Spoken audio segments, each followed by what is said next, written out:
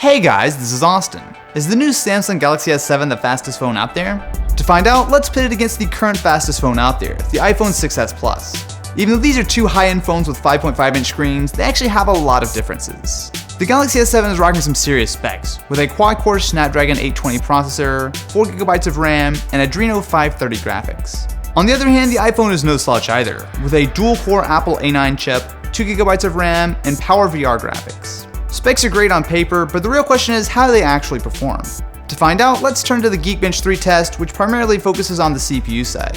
Geekbench does a good job of testing real-world performance. A phone that does well here is going to be noticeably faster during normal day-to-day tasks such as web browsing and installing apps. Considering that the Galaxy S7 has twice as many cores as the iPhone, it gets a small but substantial lead in the multi-threaded side. However, for single-threaded performance, the iPhone is still king.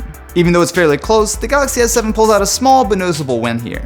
Next, we've got Geekbench, which is all about testing the graphics performance. So this is important for making sure the phone is nice and smooth, as well as how it can handle gaming. One of the big differences between the iPhone and the Galaxy S7 are the screens. While the iPhone has a fairly standard 1080p screen, the Galaxy S7 has a much more pixel-dense 1440p panel, which means that the processor inside has to do a lot more work to keep things running smoothly. You can see the difference here when you're running the Manhattan on-screen test. The iPhone is able to pull 38 frames per second, where the Galaxy S7 is only able to pull out 29. However, if you take the screens out of the equation and just want to see which one has the most raw power, you'll find that the Galaxy S7 wins out here, with 47 frames per second versus only 40 on the iPhone. Don't get me wrong, these are absolutely two of the fastest phones out there right now. However, as far as raw performance goes, the Galaxy S7 also pulls out the win here. One feature that's becoming more and more important these days is a fingerprint reader. Both the iPhone and Galaxy S7 have them, however I wanted to find out which one is actually faster. At first glance, both phones are incredibly fast, scanning your fingerprint and unlocking the phone just about as fast as you can press the button.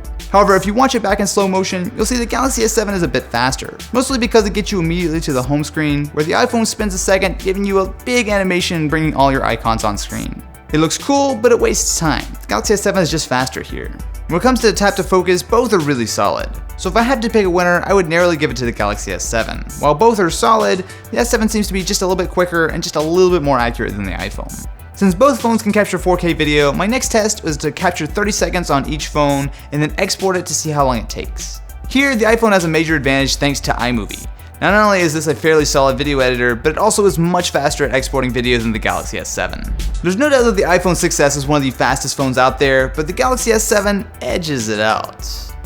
Yeah, I did that. That just happened. I'm really proud of myself right now. If you guys want to see how the Galaxy S7 fares in a water test and want a chance to win a brand new one, check out the link in the description. My buddy John and I are going to be giving away a brand new S7 or S7 Edge. Anyway guys, what do you think about the S7? Let me know in the comments below and I will catch you in the next one.